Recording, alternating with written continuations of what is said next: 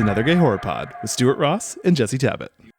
So I do think at-home cold foam is a scam to sell people bad whipped cream. Wait, like whipped cream that cold foam. Yeah, so like Trader Joe's and like grocery stores now have cold foam you can get that comes in a whipped cream canister, and it's just less structurally sound whipped cream. Yeah, 100%. Which is what I'm drinking right now. And for our Patreon subscribers, you can watch me drink cold foam and get it out of my beard. But this isn't this isn't a cold foam podcast. It could be. We both drink it regularly. Yeah. But this is Another Gay Horror Pod with Stuart Ross and Jesse Tabert. How are you doing this week, Jesse Tabert? I'm feeling good. I turned 35 this week. And oh my God. Wait, did I miss your birthday? Did you? It was Monday. I think I also forgot it. I'm the worst co-host ever.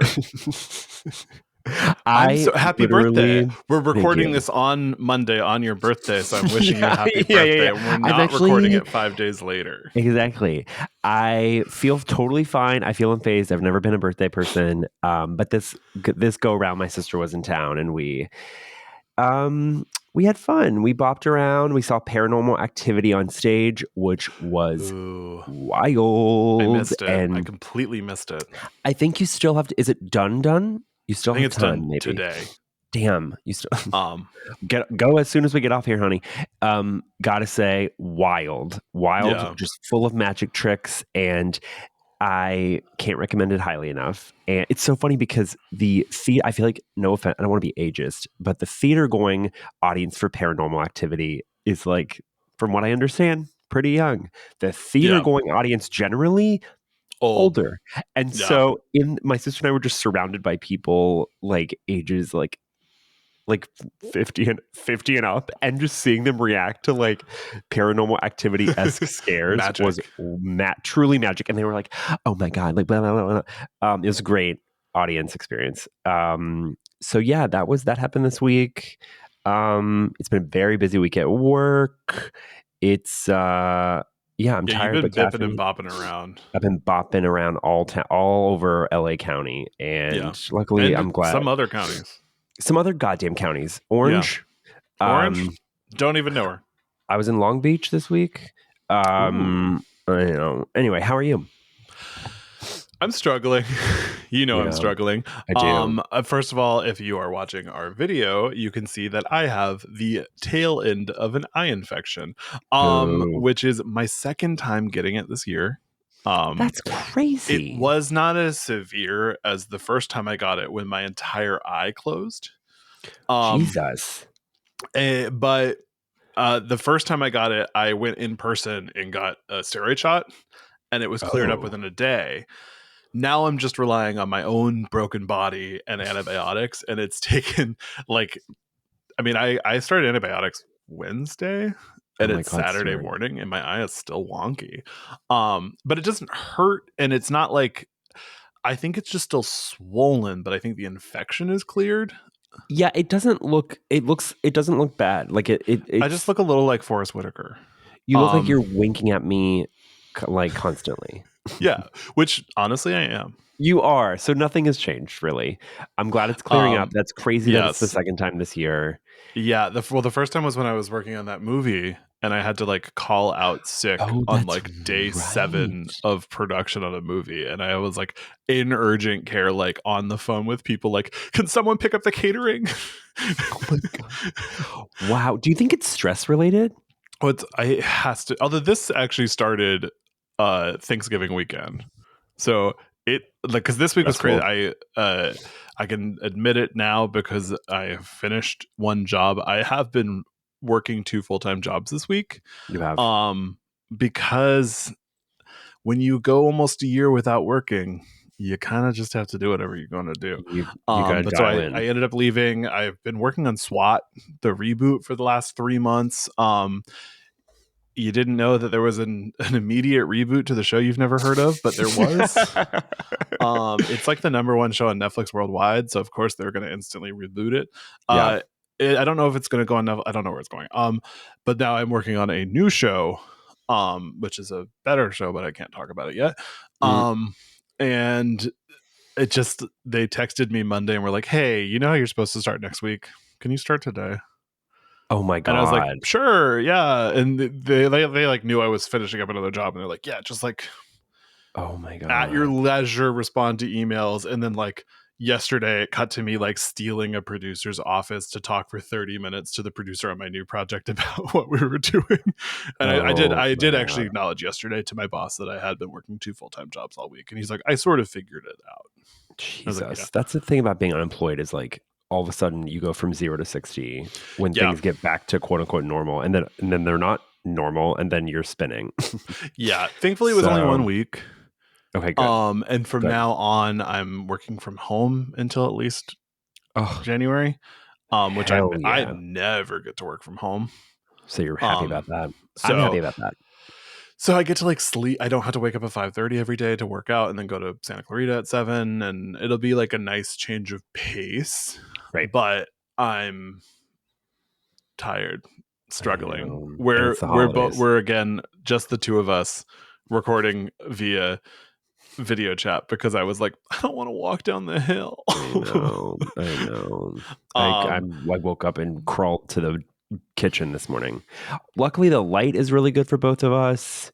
My computer's fully charged. My mic is where it needs to be, so things are right this morning. Ripe for a virtual experience. Full disclosure, I don't think it's going to be an audio issue. My upstairs neighbors, so we live on the first floor. We have neighbors above us.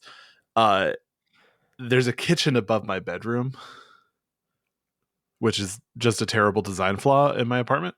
But it's only my apartment for another month, so thank God. But they're cleaning their kitchen above my bedroom, so if you hear noises upstairs, I'm sorry. This is, we're trying. We're doing our best. We're doing our best. I feel like it's turned out okay so far. Like, I mean, I honestly don't think you can hear it. I think the only annoying problem for me is my headphones are noise canceling, but they're only noise canceling when they're Bluetooth. So since they're plugged into the microphone, I can still hear it, but I don't think the microphone can pick it up. Oh, weird. I've never heard of that. Okay. Well, I can't hear anything. They're off-brand Beats. So it's like the B, but it's like reversed. Yep. Madame Morrible, flip it around. Madame Morrible, Wicked Witch. Another game pod, flip it around. What do you get? Off-brand Beats. Yeah, exactly. And we have a little we have some business which we never have. Housekeeping. So we've been doing this a little over a year. We point every week to our Patreon, which is the best and easiest way to support us, and we've recently simplified our Patreon system and added a few new bonus little treats for our Patreon subscribers. So our Patreon are 2 levels. For $5.99 a month, you get the Horror Bestie, which is from now on, our little mini reviews that we do are going to be on our Patreon and just on our Patreon. That way, we'll eventually do full-length episodes about, like, as we did with The Substance and stuff like that, where but if you want our immediate thoughts about a recently released horror movie, it's going to be on our Patreon. You also get all of our episodes up to a week early. You get exclusive access to video of our main episodes. Sexy faces. Yes, you can see my eye, my beautiful, beautiful red eye. Yes. And then if you subscribe at our Sister in Horror level, which is $9.99, you get all of that plus a quarterly watch along commentary, which we do video so you can watch us watch the movie. And then you also get a weekly shout out on our Friday episodes, which we'll do at the end, just sort of a thank you to our sisters in horror. We love you. Yeah, if you can subscribe to our Patreon. Oh, and the Sisters in Horror, of course, get everything that the Horror Besties get, the little reviews, the access to our Friday video episodes, all that stuff. Yep. If you can't afford to support us right now, no worries. Listening, watching wherever you can, we appreciate it all. We love everybody. We love our supporters, whether they be Patreon or free feed supporters. Yes, correct. We love yes any and all sisters in horror generally. Yes. Sisters in Horror paid or Sisters in Horror free parentheses. Correct. Parentheses free? I just said correct. Parentheses free. Yeah. I like putting parentheses free around my face, like my face is free. Oh yeah. I didn't notice. Which it's not. You gotta pay, not you gotta today. pay to look this fucked up. Hell yeah. God, my eye, it's kind of. It doesn't. I think now that I've talked about it, bite. It does. It is like it doesn't hurt. I don't think it's infected anymore. It just is still swollen. Yeah. And you know what? I'm a beauty. You are a beauty. Mostly inside, but somewhat outside. No, stop. You are. It is now. The swelling has gone down enough that if I take a long range picture of myself, I look fine. So I'm back in my like thought picture era. Yeah. But for a couple days, you were gone for 48 hours. Yeah, it was last week when we did our yearly James Bond marathon with all my friends. Yeah. I had to make Chris take the picture, and I stood in the back of the selfie because I didn't want people to see my eye, honey. But now I've moved on from that. You know what? The next time you get an eye infection, you just should do the Substance Demi Moore cutout, like Monster Elisu. So I really feel like. Have you been watching it? I'm Welcome not caught to Derry. Okay, I had to clock out for a second because it's good. I'm enjoying it. Maybe when it's all over, we can do a little Patreon discussion. I would like that. Yeah, because I do feel like I've heard later in the new year. Yeah, I hear later episodes are better than because I watched the first two. I felt some sort of way about the second one, so I kind of stepped away. Yeah. But now I feel like I could tap back in. You know. Yeah, I think it's time for you. Yeah. Over Christmas. Watch it over Christmas break. Oh, great idea. And then we'll come back in rested, refreshed, beautiful. Talking about it, chapter 2. Bashed. Welcome to Derry. Wait, how does that apply to There's an eye thing. Oh, I see. You just haven't seen it yet. There's an eye thing. Oh, wait a minute. Is that fucking where she's in the supermarket and there's like the No, there's another eye thing. Jesus. Wait a minute. Eye themes. This is a good segue into what we're talking about today. Yes. Oh my God. My beautiful, beautiful co-host. Yeah. Well, let's talk about a movie instead of just being like, Stuart's eye is fucked up and we want you to give us money. Yeah, wait a minute. This turned into a Stuart's eye telethon, essentially. Yes. But going back to your eye injury, relevant to what we're talking about. Yeah. You know? In some ways, maybe I planned it that way. Oh, we'll never know. I was just opening door handles, not washing my hands, and touching my eye nonstop. Yeah. Like flushing the toilet and maybe we could be relevant. Flushing and immediately touching your eye. So, and that's what it's all like, the hokey pokey. That's what it's all about. I'm not going to say anything. We're talking about Black Christmas 2006 today.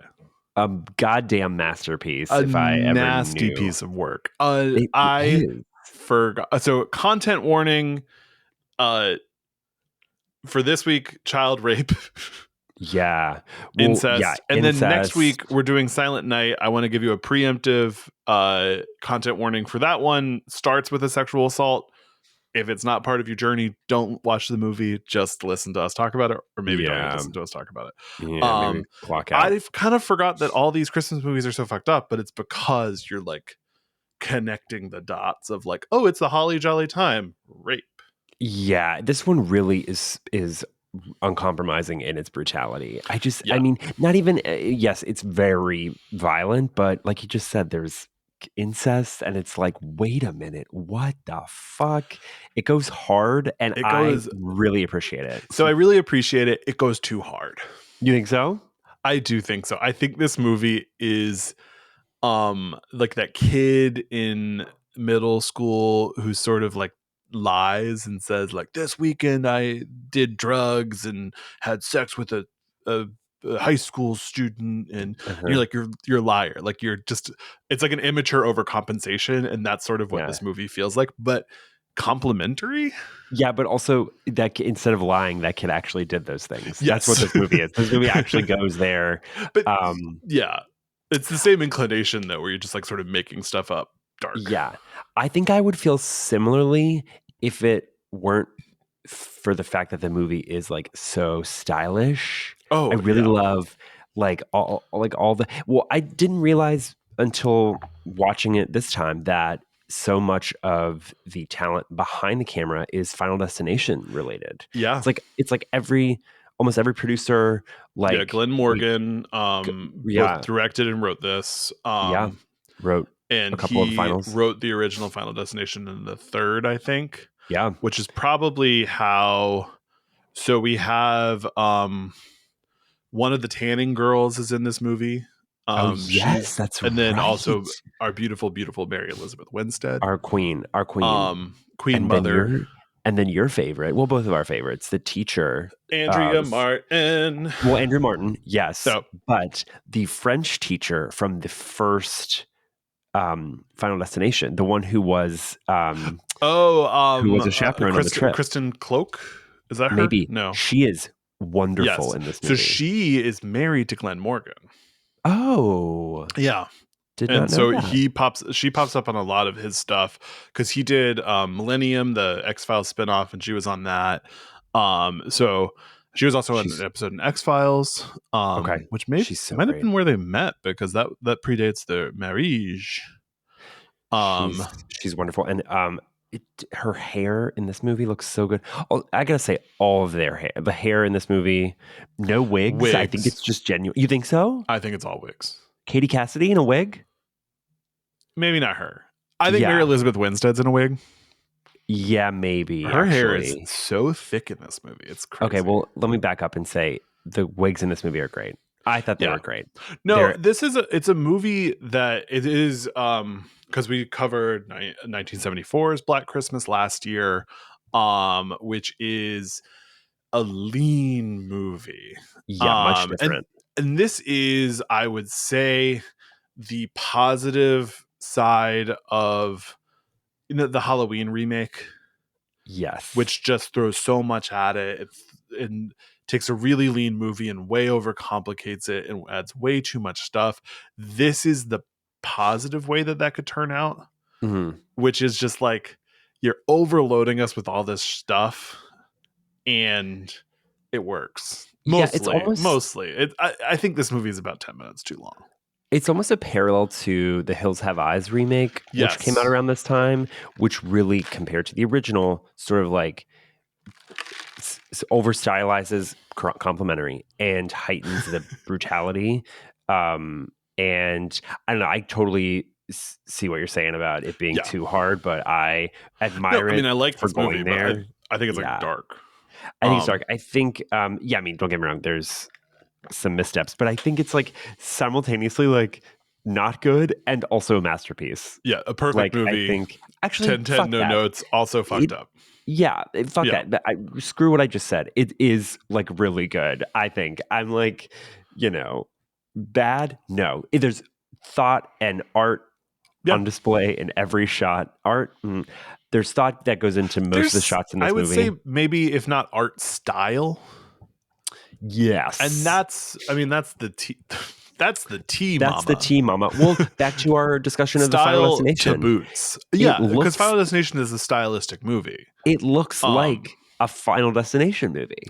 It does. It's really I actually, this is a recent addition to my yearly Stewart watches. And I really enjoy it. Do you mind if I put a hat on? Please.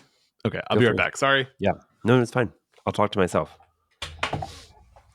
Listeners, I am here solo while Stuart puts a hat on. And I don't really have anything revealing to tell you. He's going to be listening to this back later. So I feel like I should say something fun, like a dad joke. Let me try to think of a dad joke. I'm going to Google dad jokes right now. Dad jokes. Okay. All right, listeners. Best corny dad jokes. I'm afraid for the calendar. Its days are numbered. Oh, damn it. I was telling our listeners a dad joke while you were away. Tell it to me. Well, this is more of a quote than a joke. I'm afraid actually, let me do another one. My wife said I should do lunges to stay in shape. That would be a big step forward. That's really bad. The fuck? Yeah. Oh, wait a minute. Here we go. What do a tick and the Eiffel Tower have in common? I don't know. They're both parasites. That's pretty good, actually. Stops record. Leaves. Yeah, we're done. Clocking out. And that's been Black Christmas 2006. Should we get into it? Let's get into it, Mama. Let's go. We start with Claire, who is wrapping a Christmas present. She has a wine cork opener near her, and then also a big calligraphy pen. So we're sort of like, what's gonna do it? Yeah, what's gonna do it? Yeah, I love a calligraphy pen. Yeah, it's well, spoiler alert. She gets killed with the calligraphy pen. Yeah. But so she like reaches down and the calligraphy pen's gone, and someone has come out from under her bed, puts a bag over her head, and stabs her with the pen. Yeah, I mean, good Lord. The number of plastic bags used in this film are off the charts. Monumental. Yeah. Monumental. This movie is unfortunately very anti-climate. Pro climate change. Pro climate change. This is actively pro climate change because it's so cold wherever they are. So cold, but also then once again the number of plastics sort of used. Single-use plastics are killing the planet and killing our girls. Yes. Yep. Oh, my sisters. Soundbite. Yeah, I'm just gonna make that a TikTok with no context. Yes. Not even say Black Christmas. It's just plastic bags are killing our children. I'm nodding. And then I open a ruby red tangerine Waterloo for dramatic effect. You chug it and then you throw it behind you. I have 3 beverages running right now. That's great. I'm not even hungover. I'm just thirsty. You need to hydrate. I get it. Yeah. I just have one and it's a water, which is underwhelming. Yeah. We then anyway, Claire's so this movie Claire R.I.P. down. Then we bounce to a sanitarium, which I think I spelled wrong. And someone leaves someone drops some milk in the door. This movie is like there's so many elements of this movie that we are not going to talk about them all because every scene most movies every scene something happens. Yeah, also this sets just to back up to Claire for a second. The violent tone is set because after she's stabbed, correct me if I'm wrong, the killer like puts his fingers in her eyes. I don't know if that happens on this. Does that happen yet? Is that gone? I didn't write it down, but that doesn't mean it didn't happen. That it didn't happen. Okay, well. Just because I didn't write it down doesn't mean it didn't happen. Mandela effect. Yes. Okay.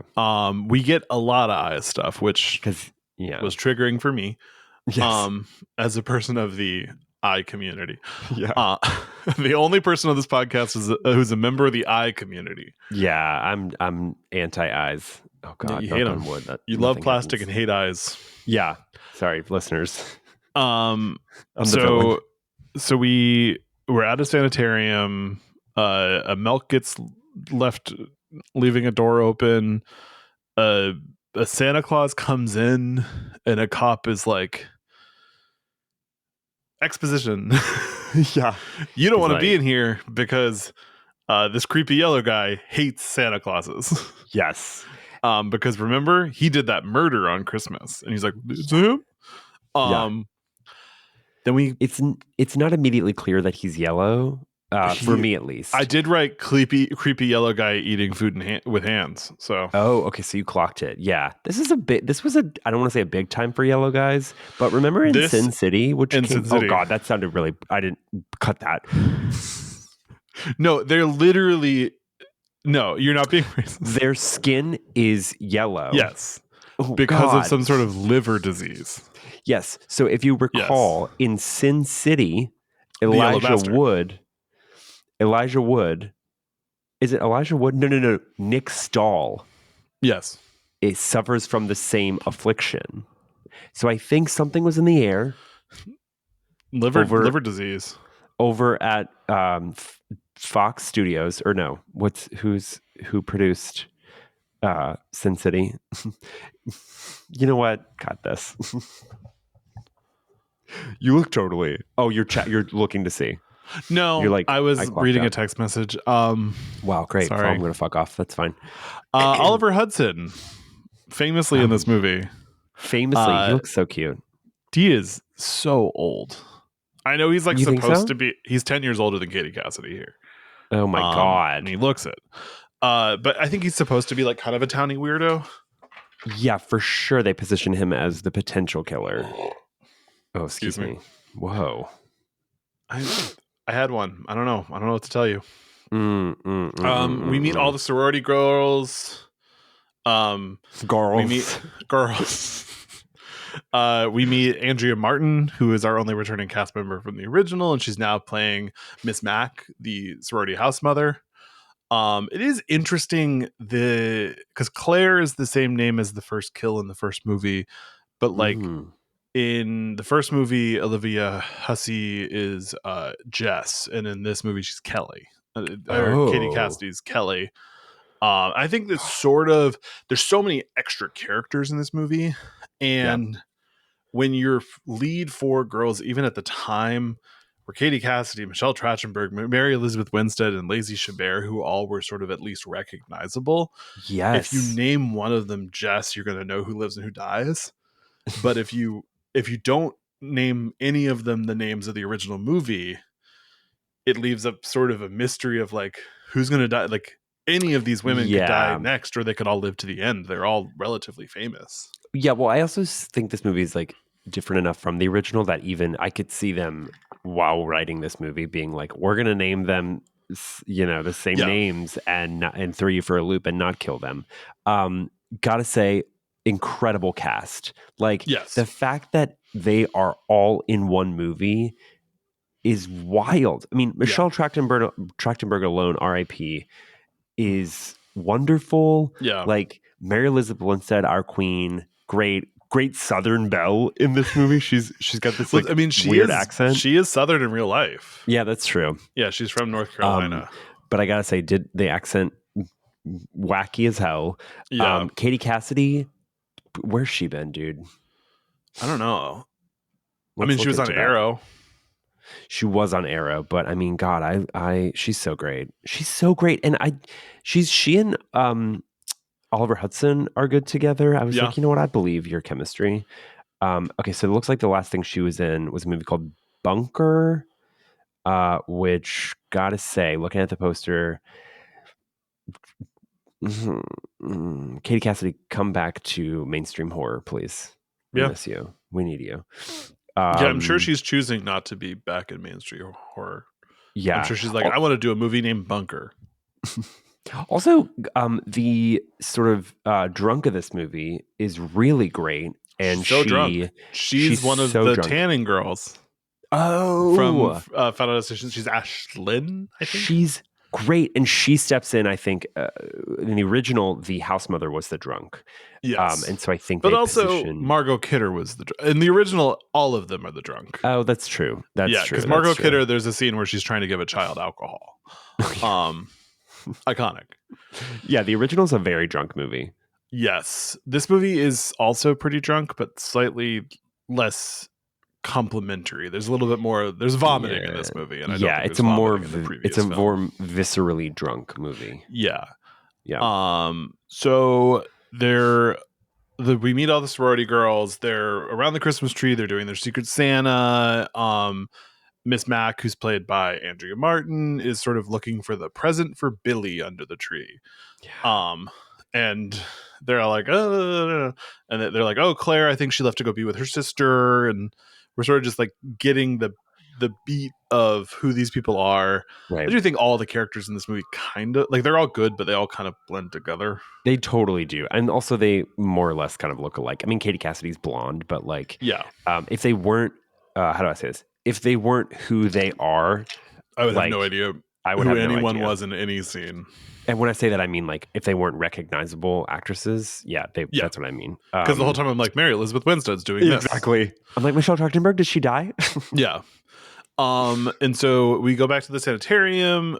Billy leaves a present for the guard that says, "I'll be home for Christmas."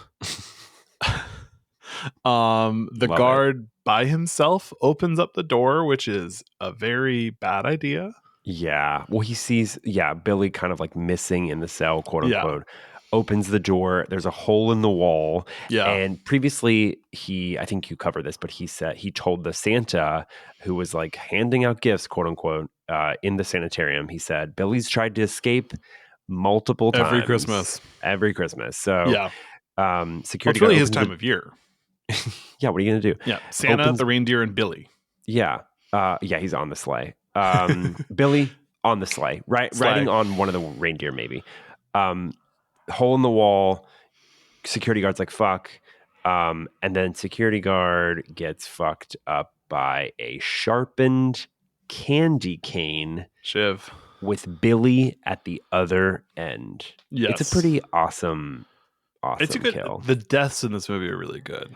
They're brutal. Yeah, but I mean, a sharpened candy cane is like pretty clever. And I don't think was something like that in the original. I don't think it was. Yeah. I mean, this movie is the original is just like, I think like 3 or 4 people die and they just get like stabbed. I think this movie's eyes are getting ripped out, and like there's also a lot of deaths in this movie or in the trailer for this movie that weren't in the movie. Correct, which is crazy because upsetting. Yeah, I mean, there's one I can think of in the trailer. There's like maybe it's Andrew Martin or no, who is it? Is being dragged like across the yard with Christmas lights into a snowblower. And it's like, I don't remember who it was, but yeah. I want to see that. I want to know how that ends. So I think this is a movie that some of that was just filmed for the trailer. God, fuck. Which I like. I like something that's like in a comedy when a different punchline is used in a different thing. And yeah, I agree. But you don't replace a good kill in a trailer with a boring kill in the movie. Like, yeah, I 100% if agree. Someone's getting sucked into a snowblower, I want to see that in the movie. We want to know. Is there an unrated version of this movie? That'd be wild if there was an unrated version, because I think this the one's version that's readily available is unrated at this point. I think. Wow. Yeah. A lot of movies from this time period, when you go on iTunes, the version you can get are not rated, or they've been re-rated to R because the standards have changed. Right. Oh, it does look like there is an unrated version. I'm looking on IMDb right now, but there isn't like a director's cut that restores all the kills from the trailer. Right, exactly. Yeah. Bummer. So Kelly is trying to collect all the girls for the present exchange. Kelly is Katie Cassidy. She goes to Megan's room, who is watching a sex tape between Megan, and Oliver Hudson. Yeah, which has been uploaded online. Yikes. That's an early on twist that maybe we shouldn't have found out until now, because I think there's shortly after we meet Oliver Hudson, like kind of kissing Katie Cassidy in the car, I believe we cut then to this video, and I kind of wish it had come a little later, you know? Yeah, I mean, I think there's like 10 minutes between the two, but it's still, they have to show us because Megan's our next victim. Right. So they have to be like, okay, this is Megan. She had sex with. This comes 13 minutes into the movie, though. Crazy. So you're right. I'm taking that back. Yeah. But so she hears the Nutcracker snow globe up in the attic and goes to investigate, where she sees Claire in a rocking chair, which is the Claire in a rocking chair is like the only visual motif pulled from the original movie. Correct. Yep. Correct. And she gets stabbed a bunch and her eye gets ripped out. It's brutal, dude. It's the fake eyes in this movie are so good. Yeah, they are. I wonder how much makes me want some. Yeah. I wonder, oh my God, you know what would be fun? Stress balls. Like a Christmas sweater, but like with lights and then like fake eyes sort of like sewn on it. That would be or real eyes, depending on what you're into. Real eyes, real lies. I don't know about that one. Anyway, also wild that, yeah, exactly. It's wild that she could hear the snow globe from her room in the attic from. I'm telling myself the walls were thin. It's an old house. It's an old house. Yeah. Also, it's a murder house, as we I think we discovered next. Yeah, I mean that we've already learned, I believe, that Billy, giving Billy a gift, like with that being the tradition, is kind of fucked up. Like the fact that they have to put something under the tree for someone who was a murderer that lived in their house. What the fuck? Yeah, that's not. It's not cool.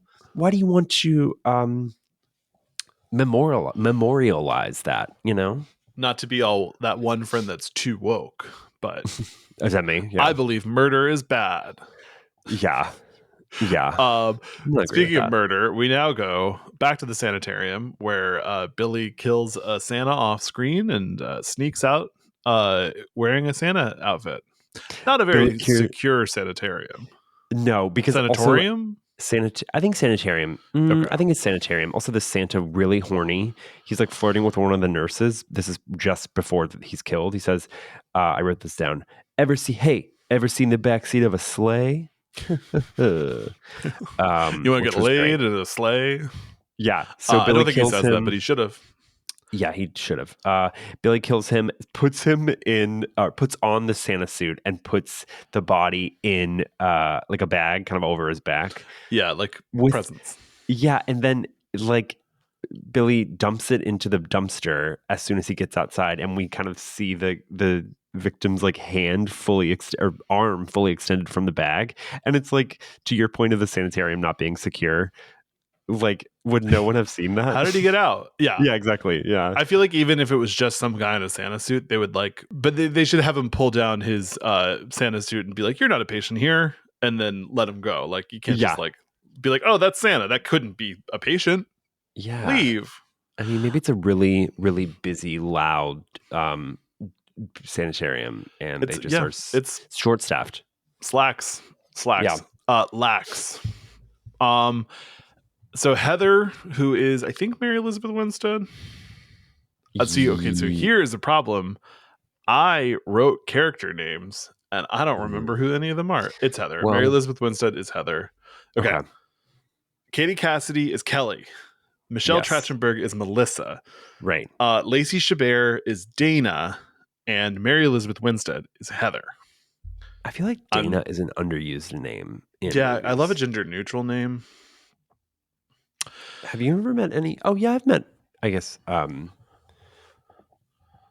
worked with boy Danas. Male Dana. I don't work with children. Danas. Yeah, but so Heather doesn't. Can you imagine a child being named Dana? Like a boy named Dana? I can't imagine either. I feel like Dana is kind of a dead name. Oh, R.I.P. Dana, maybe. R.I.P. Dana. I don't know. I don't have the figures, and there's no way for me to find out because Google's been ruined by AI.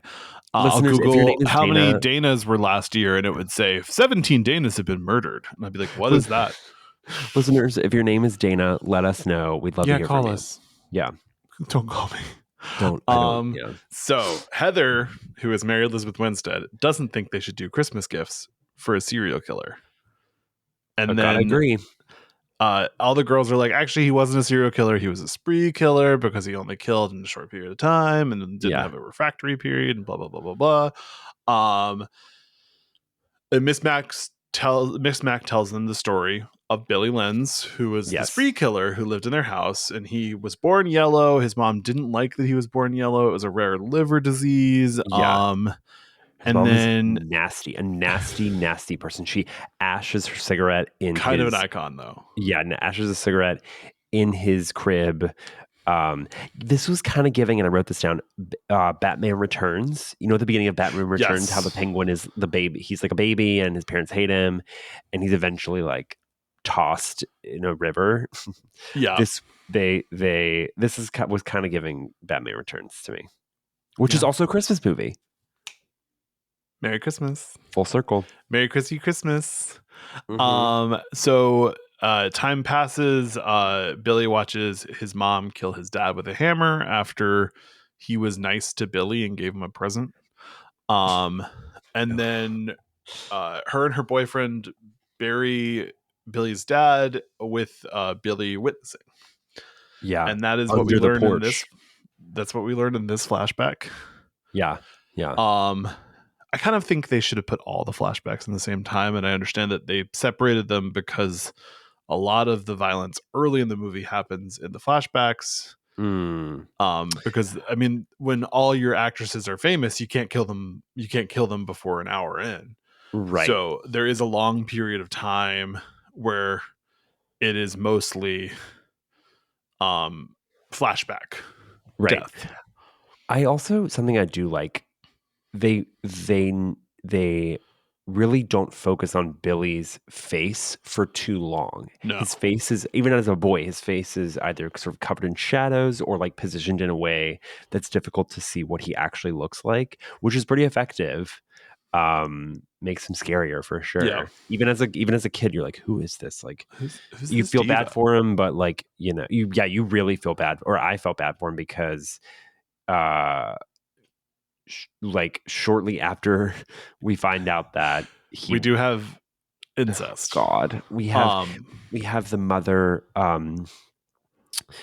having intercourse with her drunk boyfriend who's passed out. She says something along the lines of, you know, oh God, you're asleep again. Yeah. Billy, who's in the attic now, has sort of taken up residence in the attic. He's, you know, exiled. I want to say like exiled, or like not exiled, but kind of exiled. The mother goes into the attic and we see her sort of get on top of him, and then it cuts away. So the implication is that she R-words him. Yes. Yeah. Brutal. We do get Billy gets a new sister / daughter. Yeah, it's named Agnes. And then this is intercut with they're starting to get phone calls like the original Black Christmas, but they're getting them with the caller ID from different characters' phones. So the first one is creepy and it's from Claire's phone. And then the next one's from Megan's phone, who is the second girl to die. We meet Eve, who is sort of a red herring. She's sort of presented as maybe she's Agnes grown up. Yeah, and she's, I mean, the girls are kind of like weirded out by her. She's a legacy sister, so like, yeah, as such, she was born in the house. Yeah, she's got automatic. She wasn't, but yeah, but I mean, kind of metaphorically, right? Like she's let in because her mom or whoever was in the house was also a member. Yeah. She gives Heather a unicorn. Which is also a little crystal unicorn like we see in the original. Oh, yeah, that's right. I forgot about that. We get more of the flashbacks where Billy is jealous of Agnes and he rips out her eye and eats it. Oh, God. And then he's eating eyes. I don't know. I kind of think it might be good. I don't know. Okay. Well, do you think not human eyes? I'm just curious. Earlier, you said it's maybe a little too violent. Do you think it's distracting? I think a lot of the flashback stuff worked less for me on this rewatch than previous watches. Because I think it's sort of shocking for shock's sake, and I would rather get to know the girls better, because the only character that has development in this is Billy. It's because we're just shown so much of his life that you kind of can't help to feel bad for him, but he's not in the end of the movie presented as sympathetic. He's a killer. Yeah, I mean, I guess Kelly sort of gets some sort of emotional arc because her relationship with Oliver Hudson is like, you know, challenged. Yeah, but you're right. But I mean, the full story, and like, I love Katie Cassidy. She's a legend. She's an icon. She's the weakest of those four actors. So it's like if Kelly was Mary Elizabeth Winstead, if Kelly was Lacey Chabert, if Kelly was Michelle Trachtenberg, you would like relate to her a little bit more. But she, I think, gives a little bit of a wooden performance in this, and she's the main character. So that being said, who would you have chosen to play Kelly if not of these actresses? So I don't want to say Mary Elizabeth Winstead, but it's Mary Elizabeth Winstead. She's just a better actress. I agree. It's not like, I don't think Kate Cassidy's a bad actress. I think she's a little wooden in this movie. I actually think of the Nightmare on Elm Street remake. She's the best part. Yeah, I agree with that. But I think it's also partially none of the roles are really like drawn out in this. Right. But especially as the lead, if you think about 1974, like that movie is a lean movie, but we have that whole arc with Jess and her boyfriend and the abortion and all this stuff. And this is sort of like, okay, Kelly has a boyfriend and he maybe cheated on her and he kind of sucks, so it doesn't really matter. Whereas you're getting a lot more of the original. It's like they're bringing in flavors of the original, but it's just a weaker story, and then you just don't relate with her that much. Right. I and agree. then you're sort of just like waiting for the next person to die. Right. I like Katie Cassidy, but I agree. I think it should have been Mary Elizabeth in the lead. But that's also my Mary Elizabeth Winstead blindness. I have blinders. I only want to see her. Not blindness. Yeah, I do. I agree. I mean, she gets her lead role in a couple years with Final Destination 3. I think this is the same year. No. Was it? 1996. I mean 2006. I was like, wait a minute. Wait a second. Final Destination 3. Yeah, Final Destination 3 was February 2006. This was December, November 2006. Whoa. That's a good year, mama. That is a good year. Whoa. Wait, okay, so now I'm on her Wikipedia. I'm doing a Jessie special. Love it. Jessie special, kind of bullying. Okay. No. She was in Final Destination 3, Black Christmas. And in 2007, she was in Death Proof and Live Free or Die Hard. Oh, wow. What a lineup. Dude, she's great in Live Free or Die Hard as I kind of like that movie. Lucy McLean. Yeah. I kind of like it. She's great in that. Also, underrated movie, Birds of Prey. Yeah. Oh, could and not she's agree more. So good. And like, it's kind of like the Butch Huntress silent type icon. Could not agree more. That movie, put some respect on that movie's name. Yeah. Wake it up. That's one of the best things DC kind of during that time released. Also, Ewan McGregor is so hot in that movie. He is hot. And you know who's truly like beyond hot is Chris Messina with that blonde fucking hair. From Mindy Project? Yes. Ooh, baby he can boy. Mindy my project any day. The stupidest thing I said so far. Not really. It's a low bar. Okay, so Billy kills his mom's boyfriend who sucks, and then he strangles his mom and then beats the shit out of her with a rolling pin, and then gets like cookie cutter shaped skin pieces and puts them in an oven, which I do want that oven.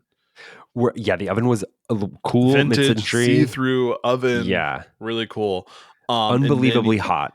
Yeah, and then he's eating the flesh cookies, and the police come, lock him up, and put Agnes in an orphanage. I think we're really underselling the imagery of these kills, though. Like, he strangles his mom with Christmas lights, and like drags her into the kitchen, and like while he's cutting her, while he's making cookies out of her, the sound design is like squishy, so gross, and really sort of like, once again, to use this word, visceral, and maybe to your point, maybe distracting. I could totally see how people would be like turned off by this, but I also think this was I was not in the mood for this movie, and sometimes that just happens.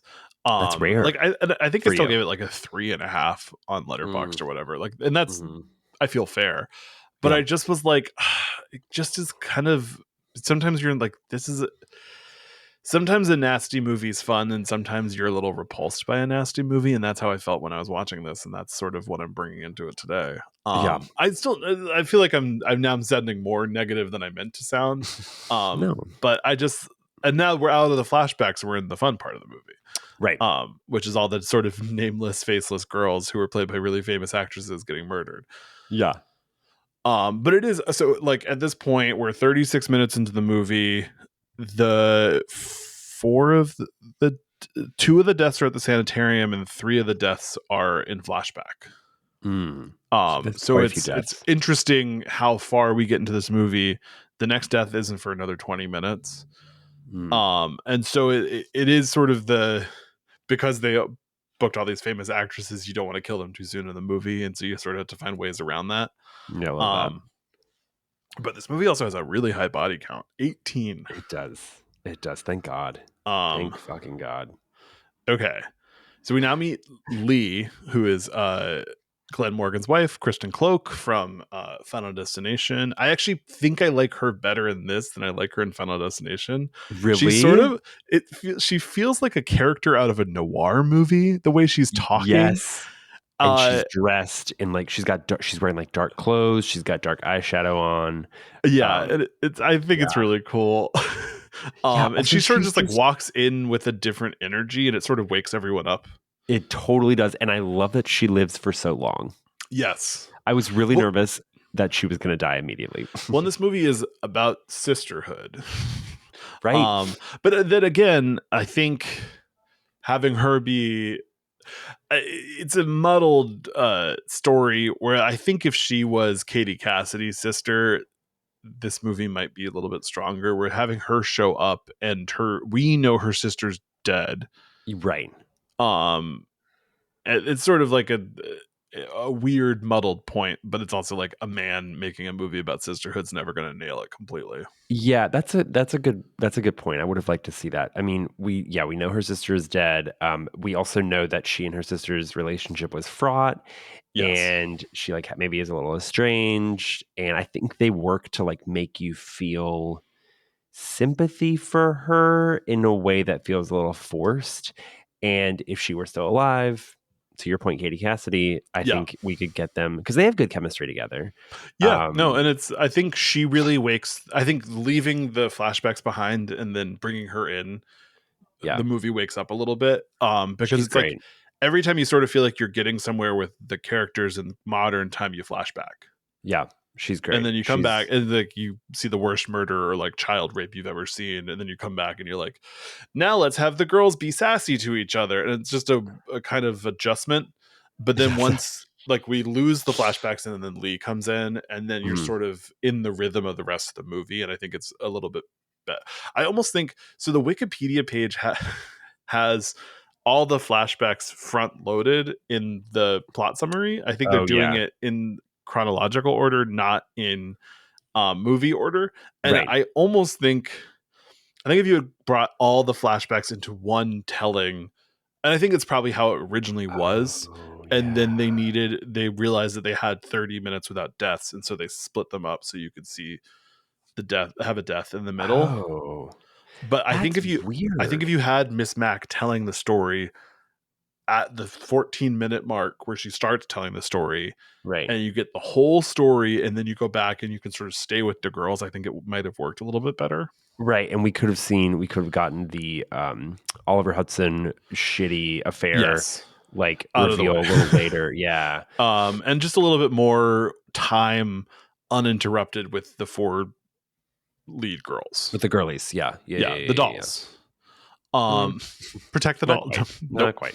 Nope. I also just right here, there are officially too many characters and storylines in this movie. So Lee's like, oh, I see you still leave a present out for Billy every year. And they're all like, wait, none of us did that. Yeah. And then it's a baby with eyes missing. Yeah. And they think Eve did it. And they sort of like, she's obsessed with Billy. And I'm like, what is your evidence here? Their evidence is she's weird. She's wearing glasses that are their prescription is really insane. Yes. So that's like her skirts are too long. Yeah. She must be Billy's sister. Yeah. Poor Eve. Yeah. So Lauren, who is one of the Ashleys from Final Destination, is vomiting. She's wasted. Like drunker than I think I've ever been, and that's saying something. That is saying something. Okay, well, I'm not sure about that. Fun when I'm saying it. It's mean when you say it. No, please. She's able to like coherently take a shower. I can always take a shower. Think about the drunkest that you've ever been. Ever. Yeah, I could take a shower. Except for the one drunkest night I've ever had. Yeah, but I was except for no. hospitalized. Yeah, exactly. Oh, but that's a different Stuart. That's 25-year-old Stuart. Exactly. Stuart now doesn't do that. No, I mean this girl's probably 23. She's a college 21. student. She's 21. Yeah, she's 21 at most. She's fresh to 21, which makes sense why she's wasted. She can't handle her liquor. But we see an eye through the floor watching her. It's great. This shot is very Final Destination coded because it's like tracking along the floor, and you're waiting to see something like voyeuristic almost. Well, the Final Destination movies are very voyeuristic, I feel like. Yeah, it is interesting. And I think this is really where the movie shines, because the 4 lead girls are both famous, and I know I defamed Katie Cassidy, but all pretty good actresses. But so they're at this point, it feels like anyone could die or no one could die, and you really don't know. And like the next death is Lacey Chabert. Yeah. And like this is like Mean Girls era, post Party of 5 Lacey Chabert. This is not our Hallmark original Christmas movie Lacey Chabert. This is like peak power. Her career trajectory is so fascinating. I mean, because she was a mainstream princess in a way, and then the pivot to Hallmark is like, I mean, listen, jarring, but all good for her, because she got her bag and became the face of Hallmark for what, like 20 years? You know the TikToks where it's like, nobody tells you how hard it is to go from this to this. And it's like, I'm like, she should do one that's like Mean Girls to like Hallmark original movies. Yes. Which is like still most people's really like the highest they could ever accomplish. And for her, it's like, well, I used to be in Mean Girls. I used to be in Ice Princess 2 or whatever. I know. I really need her back in. I really need Lacey Chabert back in a genre movie. Bring her back. Oh my God. Lacey Chabert. And bring her back too. In a Talk to Me Too. Let's fucking go. Talk to Chabert. So we can work on the title. So the power is out. Dana, who is Lacey Chabert, is like, I know you think I'm a princess, but I know how to flip a switch. Yeah, so there's this butch reveal, and you're like, wait, what? And it's funny because they look across the street and they're like, okay. Other houses in this neighborhood have power, so it's just a blown fuse or something. And so she goes into the crawl space. She finds Billy's dad's skull. And then she gets stabbed with a gardening trowel. Yes, it's pretty bad. It's pretty bad. It's brutal. You see her stabbed from the back, and then you see her like sort of her face is very present as she's dying. So like, is she an eye? Fully. Does she get her eye? She's not an eye. No, okay. She's not an eye. But you see her kind of go, listeners, if you're not a Patreon subscriber or a follower of our Instagram social, sorry, but you see her go like this.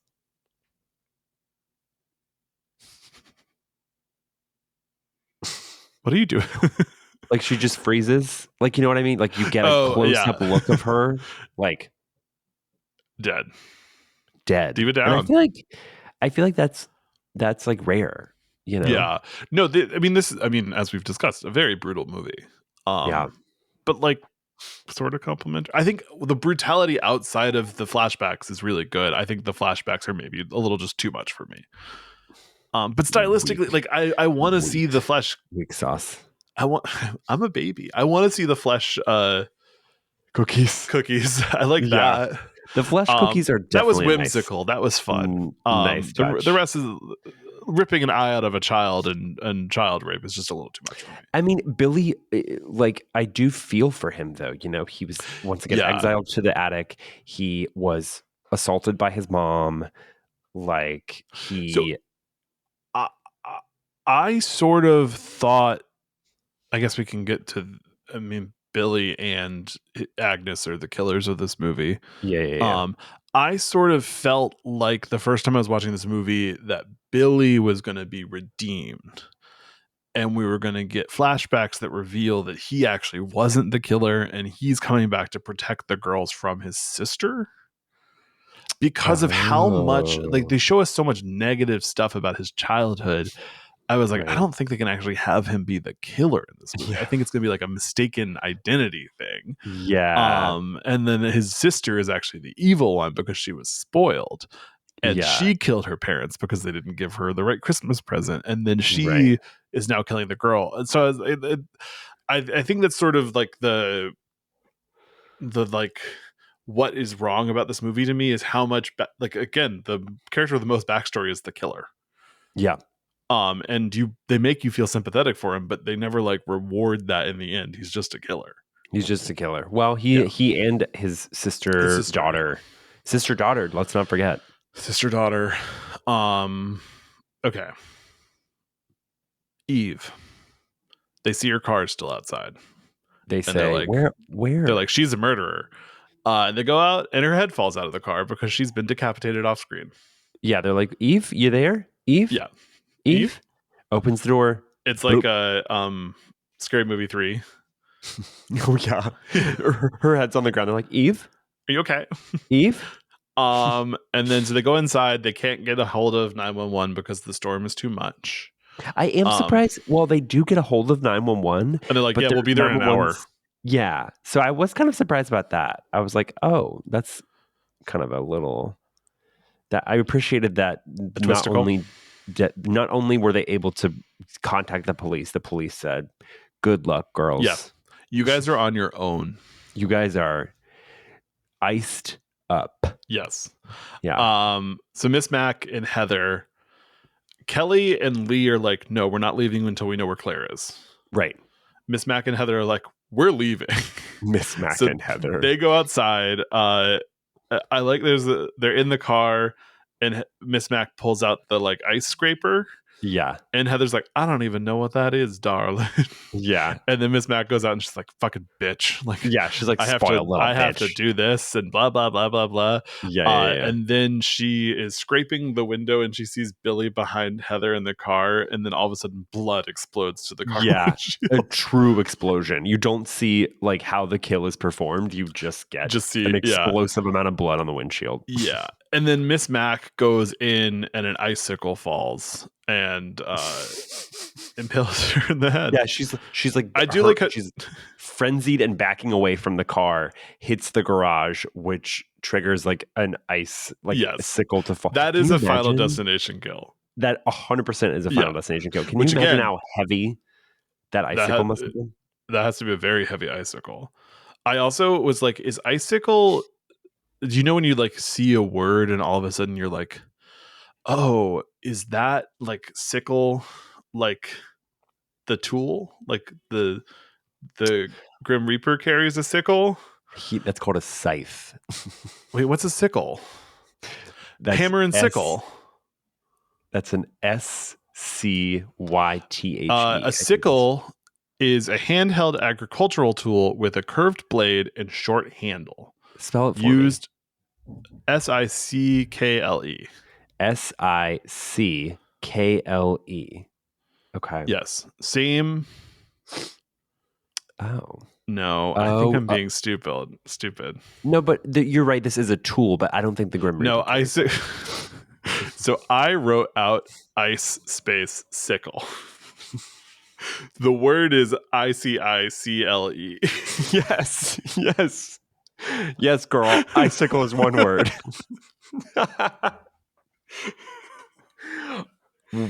Yes. I do feel so like my thing commonly is like I'm just dumb. And like I'm smart in the ways I'm smart and I'm dumb in the ways I'm dumb and I'm totally comfortable with that. But every once in a while I do something so dumb where I'm like, you know what? Maybe I'm dumber than I think I am. No, you just listen. Sickle. We all have our oversights. We all have our blind spots. And so in your defense, a sickle is a tool that is has been used in horror movies to kill people. Not to go on a tangent, please. In high school, in order to get credit for band and chorus, our teacher had to assign us a quarterly 3-page paper. Okay. That she would grade so that it wasn't just getting credit for rehearsal, we also had to have one piece of schoolwork, and it was 50% of our, or it was like 25% of our grade, and then attendance was the rest. So it was like, and she would give us a different theme for each quarter, and it was very low stakes. Okay. Someone in my chorus class, who I don't remember who, she wrote a whole page about ballerinas. It was me. And no, she was singers. And she wrote prima donna, but it was pre Madonna the whole time. And honestly, that's the same level as mistake as ice sickle. Kind of. It kind of is. I'm not going to fight you on that. No. I'm as stupid as a chorus girl in high school. No, I'm glad we cleared it up. And you know what? I'm glad we cleared it up going into the holidays. You know, this is the time of year to know ice sickle. Because if you're asking for the wrong thing, you're going to be really confused when you get a sickle that just is ice. I am curious now, though, to see a horror movie with an icy sickle as a tool used to kill. You know. And here's where I'm going to say it: we should write that. Copyright TM. Do not try to steal our ice sickle idea. Yeah. Locked in. Verbal copyright. That's not how copyright works. Yeah, it's not. But we, R.I.P. Miss Mac. This is going to be our longest episode ever. No. It's actually not. It's not. It's truly not. But it could be. But it's not. Thanksgiving. I think Thanksgiving is our longest episode ever. That's surprising. It was Thanksgiving, or it was one of the Halloween. I didn't mention when we were talking about Patreon. Another added feature of both Patreon levels is full access to all of our back catalog of episodes. So if you want to listen to me talk about Halloween Ends, which is transformative, go for it. Okay, sorry, we're done asking you for money. We love you. You think our chaotic tangents are bad on the main feed? Pack a lunch and head to the Patreon. The Patreon feed, yeah. So Heather, Miss Mac, dead. Lee and Kelly go outside, and then Lee on the other side of the garage falls in Miss Mac's blood, but then Miss Mac's body is blocking the door. Sorry, so I have to laugh. Now Michelle Trachtenberg goes to get Lauren, and she finds her asleep. And then she's attacked by Agnes and is scalped with ice skates, which is great. We're not quite clear that it's Agnes at this point, though, right? We kind of don't really find that out until then. It's a not liver-induced yellow person. Yeah, you're like, this could just be another person. Another person. I think at this point, when you know that Eve isn't Agnes, you're sort of like, well, someone's Agnes. Another person with jaundice. Maybe this town has a serious jaundice. That's the word we should be using. Yes, correct. Jaundiced, like a jaundiced person. A person with jaundice. Yes. Not a YELLOW person. But literally, it's a yellow person. Yeah, and they do sort of say that in the movie. So yeah. Black Christmas 2006 is throwing us for a loop. Black Christmas 2006, famously problematic. Yeah, but not in the way you'd think. Not in the way you think. Okay, so she's scalped with ice skates, which is a great kill. Lauren is stabbed with a unicorn, just like Barb was in the original movie. Yep. So I guess Lauren is the Barb replacement, but I would sort of put maybe Lacey Chabert is the Margot Kidder. Really? But she is already dead, so. Well, Margaret Kidder is so sort of boisterous, I guess maybe is the right word. She's the mean one. But in this movie, they're kind of all mean. Yeah, but she's Kelly. Mean in a way that she's sort of antagonizing. Yes. Like she's, and I actually agree with you on the drunk here is the Margot Kidder. Yeah.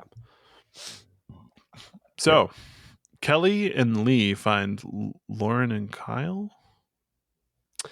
I should have just stuck to actor names here. I think it's I think Kyle's Oliver Hudson and Lauren is the diva. Yeah.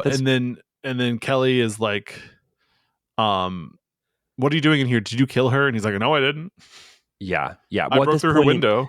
I think at this point we haven't found out yet, or Kelly doesn't find out yet.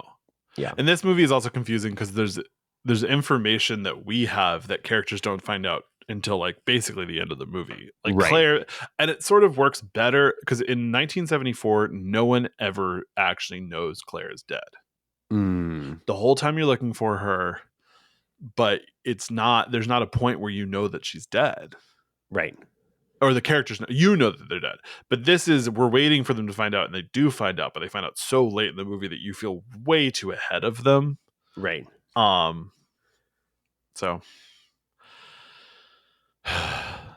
I went somewhere. I was going back to the original. I was trying to think about. It's great. I was trying to think about. I don't want to climb in bed with like sweats on and watch the original right now. Yeah, I was just thinking about the order of the kills. That is a much cozier movie than this is. This is not a cozier movie. Yeah. Definitely. Yeah. So they're all gonna leave, but Lee is still like, I'm just not leaving without my sister. You guys can leave, but I'm staying. Yeah. And I'm staying, you bitch. Kelly calls Melissa's phone and Billy answers. And this is where we see that Agnes is also with Billy. And then Kyle gets pulled up into the attic and stabbed in the head by Agnes, and then she pulls out his eyes and eats them. Well, not to take us away from this moment because it's truly beautiful, Great. But maybe the kill of the movie. We kind of skipped over the part where Katie Cassidy finds out that Oliver Hudson was in fact cheating on her, and he his red herringness is even more solidified. Yeah, he's very much like, you girls come in here and make a joke of the thing that traumatized I'm like, you cheated on her. Like, you can't divert your responsibility for cheating on her for being like, you girls are making jokes about Billy. She's like, you cheated on me, and he's like, well, at least I wasn't like doing drugs or gambling or like something worse. It's like what okay, are you talking about? Morality is relative. I don't know. Yeah, he's basically like, morality is subjective, and it's like, well, it could be way worse. I'm not sure about that. So anyway, but now he dies. So, immediate. His eyes are fucking ripped out, hard ripped, and I believe they're eaten by Billy or by Agnes? Agnes. Okay, well, is this she puts one and it squirts? Is this the squirt one? This is the eye squirt. And then Lee and Kelly go up in the attic. Lee sees Claire dead, and then falls through the roof. And then not the roof, but the slats in the ceiling. Yeah. And then Kelly and Agnes start fighting, and they knock over the candles. Yeah, there's as Katie Cassidy and Lee are sort of struggling to get Lee out of the floor. Yeah, Agnes is like they're like watching Agnes like light candles and sort of like make it a cozy setting the mood. Space. Yeah, she's a cozy girl. The movie's not cozy, but Agnes is a cozy girl. Agnes loves to set the mood for the holidays. And you know what? Same. Good for her. Yeah. And then anyway, Agnes comes at them, and Lee falls through the floor. Katie Cassidy is struggling as Agnes tries to kill her. She knocks over the candles. Puts another bag over her head. Agnes just has like, you think she's wearing? She's wearing like she's wearing like a belt with like one of those like doggy bag like kind of things that like just have a bunch of doggy bags in them. Yeah. I think that's what's happening. So she puts a bag over Katie Cassidy's head, and Katie Cassidy manages to get it off and get away and sort of climb down. She stabs Agnes in the fake eye. Oh, that's right. Yes. Important. And then she climbs down. This is wild. The side of the attic, like she gets in between the walls. Yes. Which honestly like fucking fucks. Like that rules. Well, and then we have this scene because Agnes sort of pulls her down and then falls. And then she's stuck in the middle. Agnes is coming from the bottom. Billy's coming from the top. Yes. And then Lee takes a free weight, knocks in the wall, is able to pull her out. Yes. And then an on-fire Christmas tree falls down onto Agnes and Billy. It's kind of awesome and like definitely nonsense. Memorable. Yeah, it's definitely but also nonsense. Yes. It's but nonsense sometimes the most awesome things are nonsense. Absolutely. And I love just like us. There aren't and there aren't enough scenes in movies where like characters are stuck in walls. Yes. You know, I think coming to mind The Matrix, coming to mind can you think of another movie where characters are like stuck in the wall? Well, there's not a lot of space between modern walls. Fucking the people under the stairs. Like, you know, like the people on the walls, mama. Yeah. People under the stairs is so good. We're gonna have to earmark that at some point. Yeah. To do. Yeah. Oh, I want to do a whole Wes Craven month at some point. Oh yeah, Craven the Craven. Maven? Craving Craven. Maven? Craven Mavens. We famously call ourselves Craven. that. Oh my god, Craven Summer. I'm kind of like craving the Craven. There's plenty of Craven movies that could last us the summer, you know? Yeah. Anyway. Watch the space. Sometimes I get too close to my microphone and I'm like, I've definitely been way too close this whole time. So they are taken to the hospital, and by they I mean Kelly and Lee, who are the only surviving people. I think we covered every death, but if we didn't, I'm sorry for the disrespect to all their journeys. I think we did. I think we got it. Yeah. I think we got it. There's still 3 more deaths in this movie. Yeah. But we've covered 15, I think. So honestly, solid. Yeah. There are 4 more deaths in this movie. Wait. So Morgue guy. I'm not going to say them out loud because no spoilers. Yeah. Oh yeah, there are 4. Yeah, including the baddies. No, 5, including the baddies, because you have Morgue guy, Lee, Agnes, Billy. So it's 4. So morgue. There's a guy in the morgue who's drinking while doing autopsies, which you're not supposed to do. He's drinking eggnog. No, not a cream-based beverage, an egg-based beverage. Not an egg-based beverage. While you're fucking going to town on some bodies. Blah, blah, blah, blah, blah. And then Billy kicks out of the body bag and kills the morgue guy with a bone saw. So, and then he opens Agnes's bag, and Agnes is alive and gets out. Yeah. Here's a nitpick. I wish one of them stayed dead. The fact that both of them are alive, too much. Yeah, there's because we're I feel like we should be in the end. We are in the end of this movie, but this movie ends up ending so abruptly, anyways. But it's there's just it's too much. It's too much. There's too much. One of them needed to stay dead. I'm gonna say Agnes needed to stay dead. I actually think at this point of the movie, we don't need the 4th act, which is the hospital stuff. Oh, I think we end at the house. Lee and Kelly are alive, being wheeled away, and then we get a final scare of a firefighter going in, and Billy or Agnes pops out of them. I like how I'm going to say that's a nitpick. Like I haven't been picking nits this whole time. Yeah. But so they're going to take Kelly away to go for x-rays because the x-ray tech is not going to be there for the next 3 days. So Christmas. And then Lee hears someone in the ceiling. And then Kelly is brought back to the room because Lee dies off camera. I think no, Lee has her neck snapped. Lee has her neck snapped. Yes, by Agnes, who has blonde hair. I'm reading my notes wrong. Yeah. Lee goes back in and sees who she thinks is Kelly back from the X-ray. Correct, but it's Agnes pretending to be Kelly. Yes, snaps her neck. Agnes, as it turns out, Agnes and Kelly have the same hair. Yeah, beautiful blonde, beautiful hair. Tresses of blonde hair.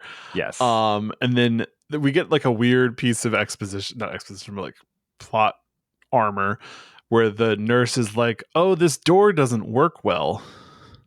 I've been telling them to fix that. So she drops off Kelly. And she's like, the door is bad. I don't know what to tell you. Part of me appreciated that because I was like, oh, like that is believable in a way. But then I was like, well, who would fucking like leave a patient in like a room where they potentially couldn't get out? Yeah. So but so she's trapped in here with this Agnes. is Scream 4 coded, by the way. Yes. Well, Scream 4 is Black Christmas 2006. Is Black Christmas 2006 coded, yeah. I'm sure hospitals have been in movies before. Sure, but killing someone with defibrillator in the head, not so much. No. R.I.P. Well, rest in whatever, Agnes.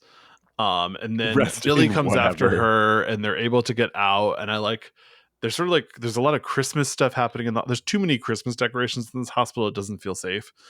But so he's chasing her. Billy has sort of like half burned face. Two-Face. Chasing her through the hospital.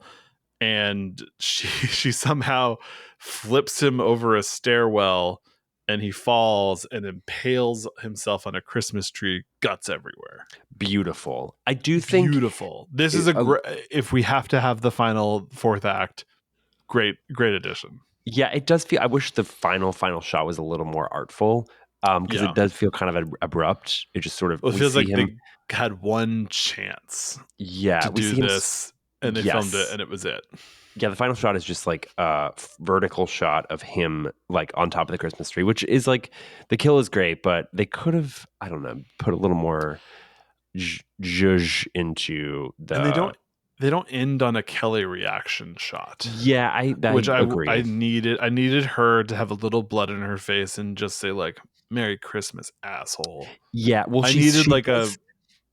she does say, she says, like when he's chasing her out of her hospital room, she like manages to knock him down, and she says something then like, "Go to hell," like go like have a very fucking Christmas. She does say something then. So to your point, I think she says it too early. She needed a final. Yes. Yeah. And that's Black Christmas 2006. Yeah, it is, baby. Yeah, it is. Don't watch this with your parents. No. Well, I mean, we're all adults here, but are we? Well, are we all adults here? Because of that, don't watch this with your parents. Yes. Yeah, so I guess that's the end of that journey. Next week, hop back on. We're going to be talking Silent Night, Deadly Night, the original. We will have a review of the remake on our Patreon for all levels of subscribers. And then we're ending the month with New Year's Evil with very special guests. Can't wait. But yeah, Holiday Horrors 2. I think we have at least one more of these in us next year because there's a lot of holiday horrors. Who knows also like next year what we could be getting in theaters, at this point. Well, maybe we might know if we did a little research, but I don't know. I'm not here to do research. I'm here to talk to you about movies. Yeah, exactly. We're research is for my dad does research. I'm not my dad. My dad's an archivist, so that's why he does research. I forgot about it. I definitely knew that. I definitely 100% knew that, and I forgot it. You knew it. Your dad should do research into this movie. Yeah. He's not interested in horror movies.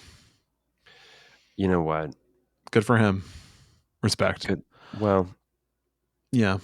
Well. Black Christmas before we go, we're gonna thank our sisters in horror level Patreon subscribers. Do you want to just do every other one? And I sent you a text message with the list. Yes. And just say first name if they have both of their names, because we don't want to put people on people or anything.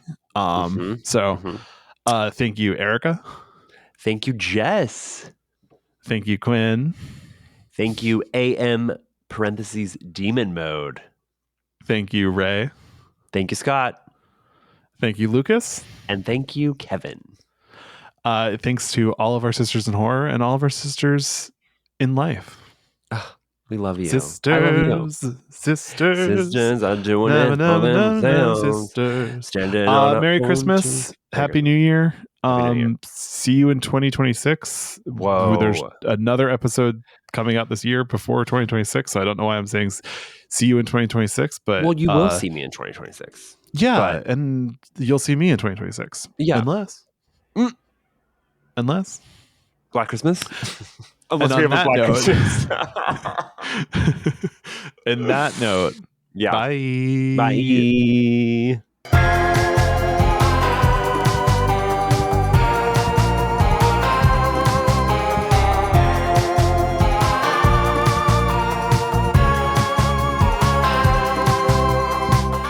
This podcast has been presented and produced by Stuart Ross and Jesse Tabet. Edited by Stuart Ross. All recording equipment provided by Photo Booth Productions. To support our podcast, join us at patreon.com/anothergayhorrorpod.